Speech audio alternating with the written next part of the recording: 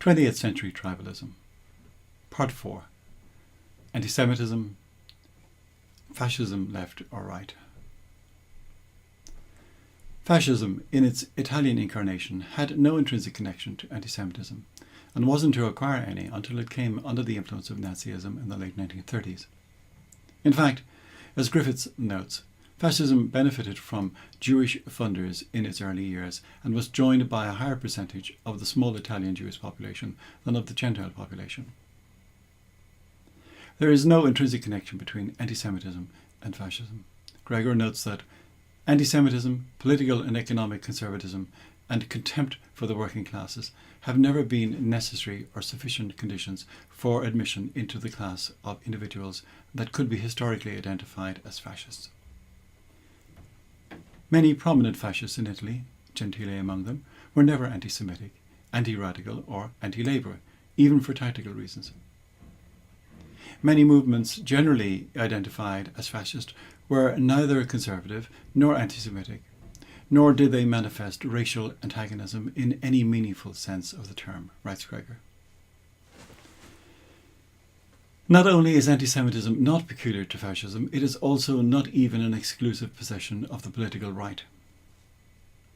The French left had, in the last decades of the 19th century, found anti-Semitism to be a particularly effective weapon, writes Griffiths.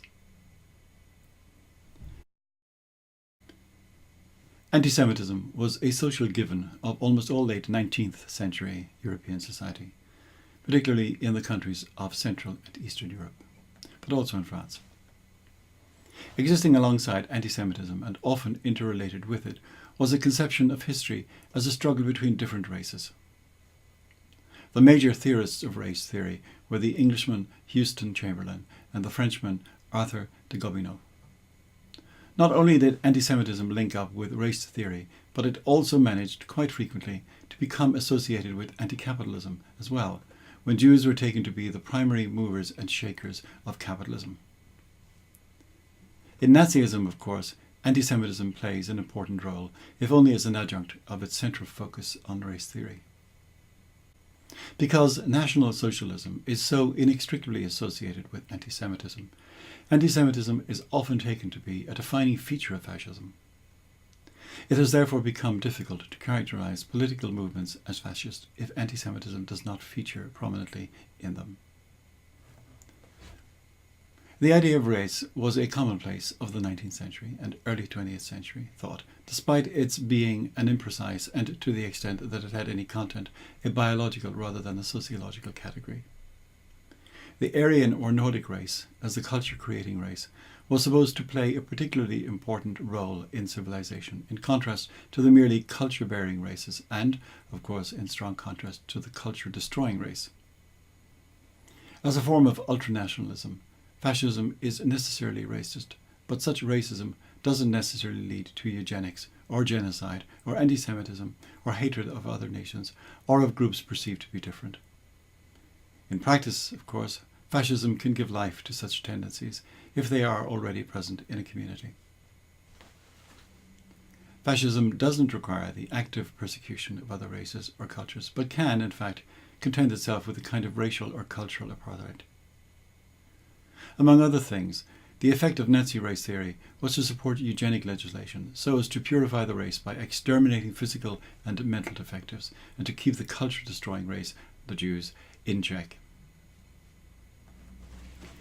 Eugenics wasn't a Nazi invention, but an eminently respectable social engineering project benefiting from the support of all reputedly right-thinking people everywhere, including William Beveridge, Bertrand Russell, H.G. Wells, John Maynard Keynes in Great Britain, and Charles Davenport, Oliver Wendell Holmes, Margaret Sanger, and Presidents Theodore Roosevelt and Wilson in the USA. The movement in the United States, which had widespread support from the cultural elite, received institutional validation from the Supreme Court ruling in Buck v. Bell, 1927, which permitted the Commonwealth of Virginia to sterilize the unfit. In the first half of the 20th century, over 50,000 people were forcibly sterilized in the USA. The US experiment was an inspiration to Hitler, who wrote appreciative letters to Leon Whitney, president of the Eugenics Society, and to Millicent Grant, author of The Passing of the Great Race. The anti-egalitarian and anti-humanist tendency in Nazism is starkly displayed in a memorandum of 1925 written by Franz Pfeffer von Solomon, in which he argued that no pity is to be shown to those who occupy the lower categories of the inferior groups: cripples, epileptics, the blind, the insane, deaf and dumb children born in sanatoria for alcoholics or in care, orphans, criminals, whores, the sexually disturbed, etc. Nor should we mourn the dumb, the weak, the spineless, the apathetic, those with hereditary diseases, the pathological, because they go under innocently. But eye-catching as eugenicism and racism may be, they don't, I believe, constitute the core of tribalism. To use the term fascism as a general term of abuse for those on the right of the political spectrum is, as Griffiths points out, a gross oversimplification. I would even say misrepresentation, given the left-wing characteristics to be found in most varieties of fascism. Griffiths goes on to claim that, in fact, most of the major figures in fascism appear to have come originally from the left. Llewellyn Rockwell agrees with this assessment, pointing out that all the biggest and most important players within the fascist movement came from the socialists, and that it was a threat to the socialists because it was the most appealing political vehicle for the real-world application of the socialist impulse. Socialists crossed over to join the fascists en masse. Jonah Goldberg notes that fascism, properly understood, is not a phenomenon of the right at all. Instead, it is, and always has been, a phenomenon of the left. This fact, an inconvenient truth if ever there was one, is obscured in our time by the equally mistaken belief that fascism and communism are opposites. In reality, they are closely related, historical competitors for the same constituents, seeking to dominate and control the same social space. Marxism in its various manifestations and fascism in all its forms are often taken to be polar opposites, but this is not in fact so. The typology employed to classify the various contending political systems before the war was fundamentally mistaken, argues Gregor. Marxism-Leninism and the subsequent variants that proliferated after the termination of hostilities shared more features with paradigmatic fascism than they did or do with liberalism. It might be objected that communism and Nazism were cordial enemies. Well, yes, they quarrelled, but this was a quarrel among totalitarian cousins. Both movements deified the state, abhorred individualism, were intensely collective in outlook, and characterized themselves as socialist. The transition from communist to Nazi, and vice versa, was a common phenomenon. Communists turned into Nazis before the war, and Nazis into communists after the war, with relative ease. All the evidence suggests that fascism in all its forms and communism in its Bolshevist incarnations do not in fact occupy different ends of a one-dimensional left-right political spectrum, but are more like rival suitors for the same fair maiden. The notion that communism and Nazism are polar opposites stems from the deeper truth that they are in fact kindred spirits. Both ideologies are reactionary in the sense that they try to recreate tribal impulses. Communists champion class, Nazis race, fascists the nation. All such ideologies attract the same types of people, writes Goldberg. Both fascism and communism are forms of socialism, one national, the other putatively international. And socialism is really just a new name for the old reality of tribalism. The quarrel between Bolshevism and fascism is a family quarrel, and like all family quarrels, is bitter and vicious, especially since, as Gregor remarks, both paradigmatic fascism and contemporary Marxism are rooted in the same ideological traditions and share some critical normative convictions. The essential family connections of fascism and Bolshevism is not made only by those with an axe to grind. Leon Trotsky remarked that Stalinism and fascism, in spite of a deep difference in social foundations, are symmetrical phenomena. In many of their features, their authoritarianism, totalitarianism, corporatism, their monopoly on coercion and communication, and their cult of the leader, they show a deadly similarity. Thus writes Trotsky. The standard interpretation of Nazism from those on the political left is to see it as the last gasp of capitalism, as the epitome of conservatism. But Hitler despised the bourgeoisie, traditionalists, aristocrats, monarchists, and all believers in the established order. Just as fascism was through and through socialist, so too was Nazism, at least in origin. Well aware of Hitler's intentions, conservatives and capitalists tended to loathe the Nazis, while the bulk of Nazi support came from the working classes. It is true that fascism tends to be authoritarian, and also true that some forms of conservatism tend towards the authoritarian. But unless one is prepared to commit the fallacy of the undistributed middle, fascism is not therefore intrinsically conservative. Nor are all authoritarian regimes necessarily fascist. Griffin writes of the many authoritarian right-wing regimes that have been spawned by the 20th century, whose fundamental aim is the reactionary one of using mechanisms of intensive social engineering and repression to maintain the social status quo. Examples of such quasi-fascist states would be Franco's Spain, Dollfuss's Austria, and Salazar's Portugal, and many others. These all lack the mythic core of fascism, which is the notion of the fundamental regeneration or rebirth of the nation. Just as anti-Semitism is taken to be characteristic of the political right, so anti-capitalism is often taken to be a characteristic of the political left. But it is often not realized that anti-capitalism has been just as characteristic of many thinkers who would be placed as fascists on the political right. Capitalism was seen by these thinkers to be destructive of the traditional values of agrarian society, much as Marx and Engels had portrayed it in the opening pages of the Communist Manifesto. Fascists, particularly during the decade between 1930 and 1940, never tired of affirming their radicalism, their rejection of capitalism as an economic system, and their preoccupation with the well-being and syndical organisation of the working classes, writes Gregor.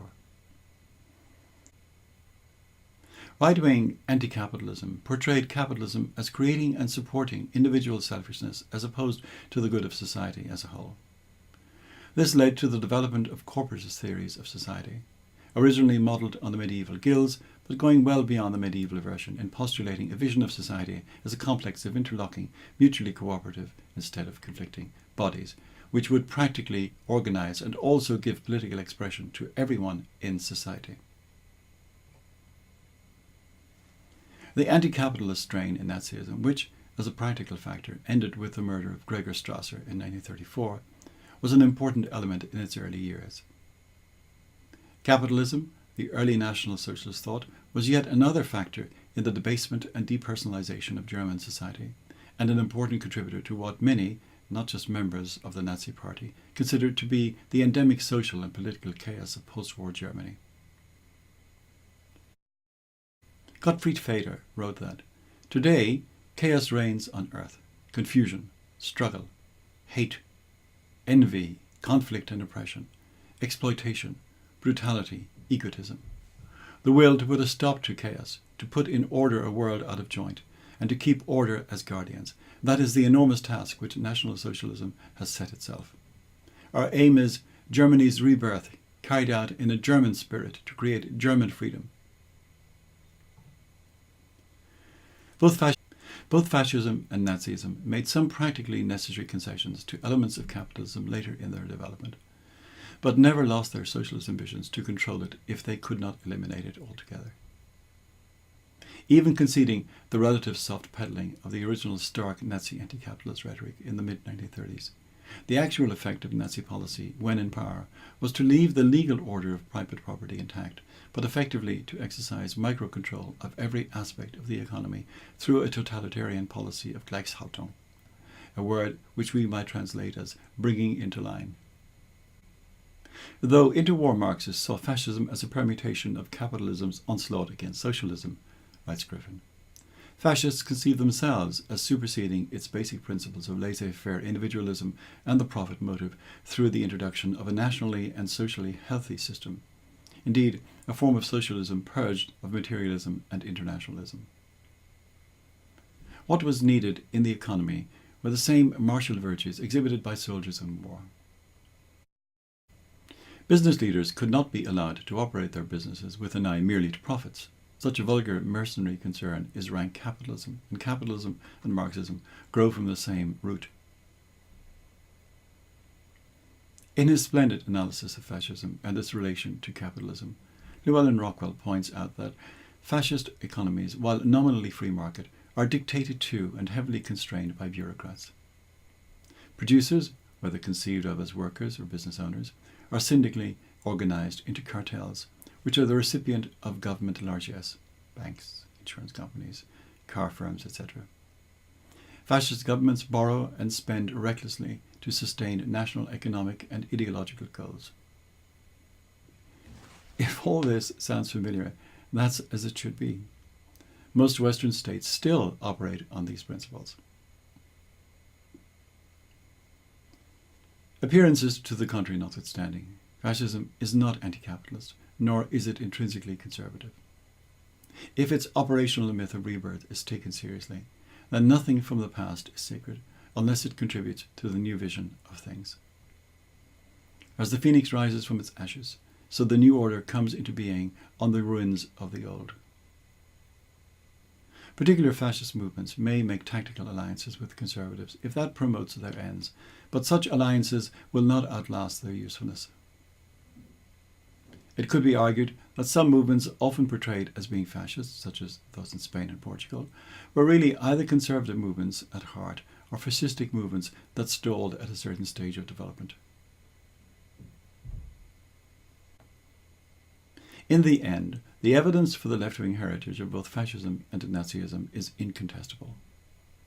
The programme of the newly formed Fasci di Combattimento, as published in Mussolini's newspaper Il Popolo d'Italia, was resolutely left-wing and solidly nationalist.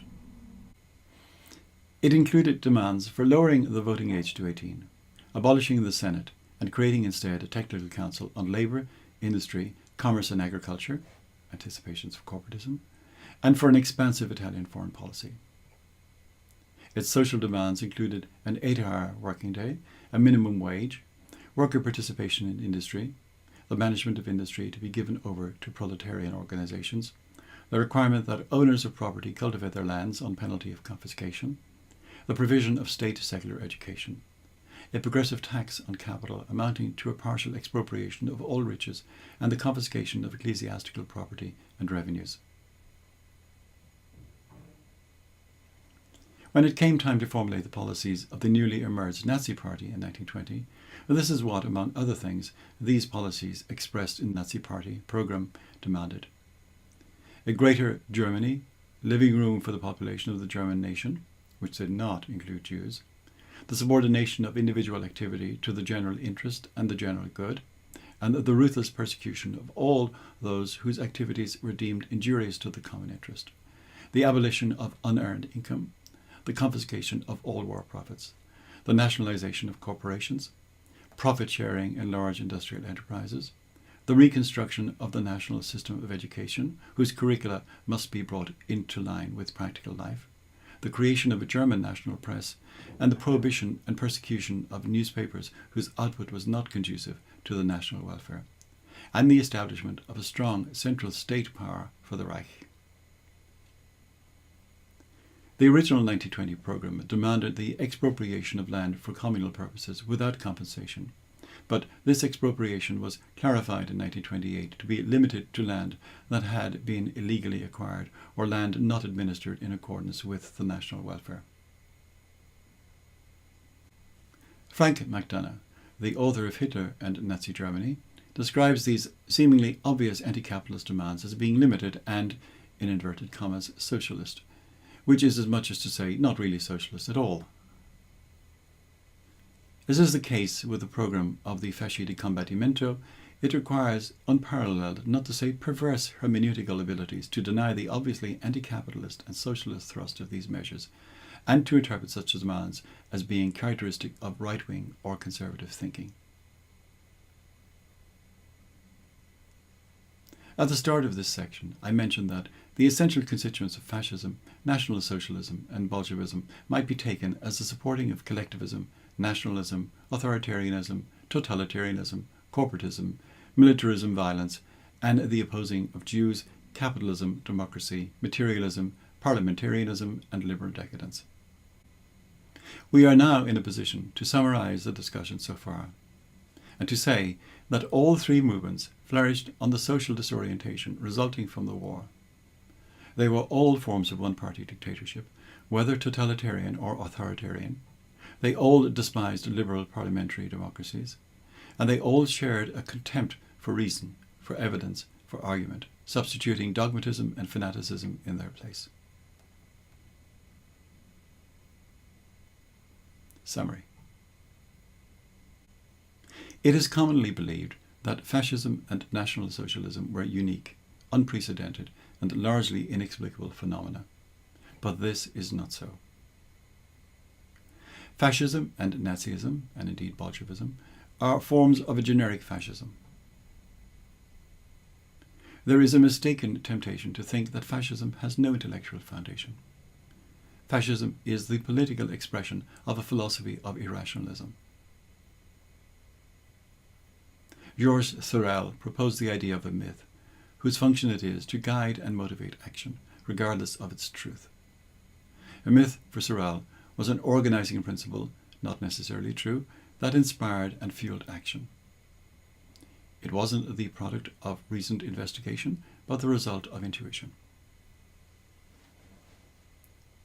This idea of myth was taken up by Mussolini, whose operational myth was that the Italian nation was the spiritual descendant of ancient Rome. The function of a myth was to provide the psychic energy that would lead to action, action untrammeled by the limitations of rational thought. Reason had its place, but only as an instrument, a tool. The mythic core of fascism is the idea of a nation as an organism that can degenerate or be regenerated, the nation as a kind of hyper-person. Fascism can be comprehended only if it is seen to be an attempt to overcome what are taken to be the limitations of individualism, selfishness, and materialism in the interests of a higher end, to achieve a kind of transcendence through political means. There is to be found in fascism and its allied movements, then, a kind of immanent transcendence, in which individuals are encouraged to go beyond the limitations of their petty existence to find fulfillment in advancing the destiny of the nation, the race, or the working class. Goldberg describes fascism as a religion of the state, which assumes the organic unity of the body politic and longs for a national leader attuned to the will of the people. Fascism is totalitarian in that it views everything as political and holds that any action by the state is justified to achieve the common good. Bolshevism is, in many ways, an immanent Manichaean Christian heresy, a struggle between good and evil forces, but with those forces firmly located in the here and now, with the inexorable dynamic of history playing the role of providence. Fascism, National Socialism, and Bolshevism, in their different ways, are all forms of collectivism, for whom the individual is nothing and the collectivity everything. The first concrete expression of fascism in its totalitarian mode wasn't Mussolini's Italy or Hitler's Germany, but Woodrow Wilson's USA. The absolute sovereignty of the state led inexorably to totalitarianism. The disappearance of the word doesn't mean that the reality it names has also disappeared. In fact, it is still with us, but is now much more likely to be called holism or inclusivity. Common to both fascism and National Socialism was the idea that internal conflict within a state or society was a waste of energy and resources. Fascism, in its Italian incarnation, had no intrinsic connection to anti-Semitism, and wasn't to acquire any until it came under the influence of Nazism in the late 1930s. Most of the major fascist figures appear to have come originally from the left. The quarrel between communism and Nazism was a quarrel among totalitarian cousins. The evidence for the left-wing heritage of both fascism and Nazism is incontestable.